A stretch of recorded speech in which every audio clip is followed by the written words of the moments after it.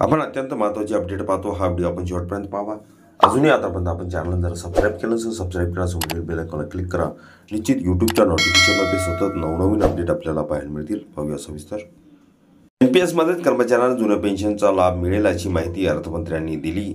कर्मचाऱ्यांसाठी एक मोठी बातमी आहे की जुन्या पेन्शनच्या पुनर्स्थापनेच्या प्रतीक्षेत असलेल्या कर्मचाऱ्यांना एनपीएस मध्ये लाभ मिळणार आहेत। अर्थमंत्र्यांनी ही माहिती दिली आहे। चला तर मग पाहूया घोषणेबद्दल सविस्तर जाणून घेऊ। खालील बातम्यांमध्ये अर्थमंत्र्यांनी केलेली नवी घोषणा सरकारी कर्मचाऱ्यांसाठी आश्वासक आहे। आता जुन्या पेन्शन योजनेचा लाभ नवीन पेन्शन योजनेतच मिळू शकतो। जुन्या पेन्शन योजनेला पर्याय तयार करण्यासाठी सरकारने एक समिती स्थापन केली आहे। ही समिती आता नवीन पेन्शन योजना जुन्या पेन्शन योजनेप्रमाणेच लोकप्रिय करण्यासाठी काम करणार आहे।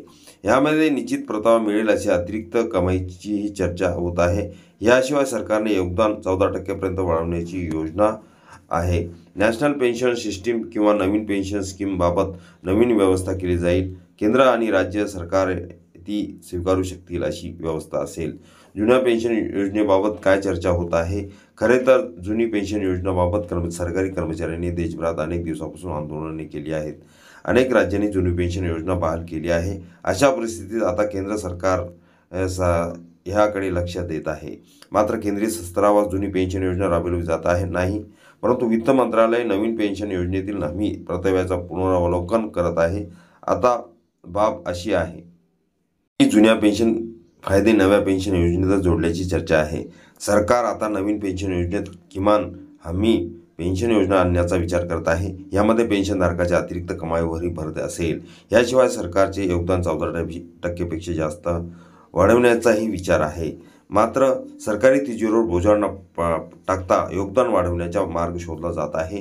पेन्शन वाढवण्यासाठी ॲन्युइटीमध्ये अधिक गुंतवणूक करणे शक्य आहे। सध्या एकूण निधीपैकी 40% वार्षिकमध्ये गुंतवले जाते, ज्यातून शेवटच्या पगाराच्या सुमारे 35% पेन्शन दिली जाते। तथापि बाजाराशी जोडले आणि हमी देत नाही।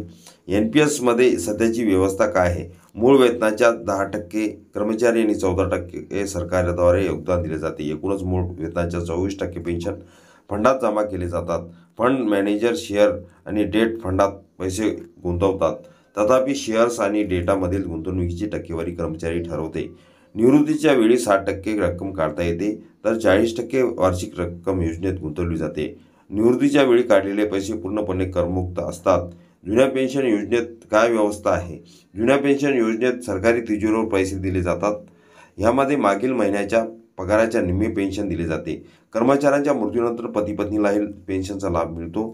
दर 6 महिन्यात डीए देण्याचीही तरतूद आहे। याचा अर्थ जेव्हा महागाई भत्ता वाढेल तेव्हा त्याचा लाभ पेन्शनमध्येही दिला जाईल। सरकारी कर्मचाऱ्याला स्वतःच्या बाजूने कोणते योगदान द्यावे लागत नाही।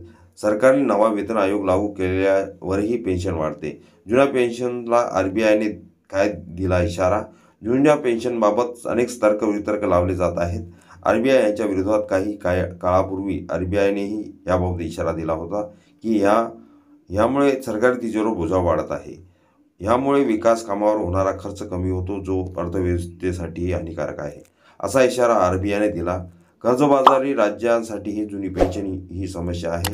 यामुळे कर्जबाजारी राज्याचा आर्थिक खर्च आणखी वाढतो।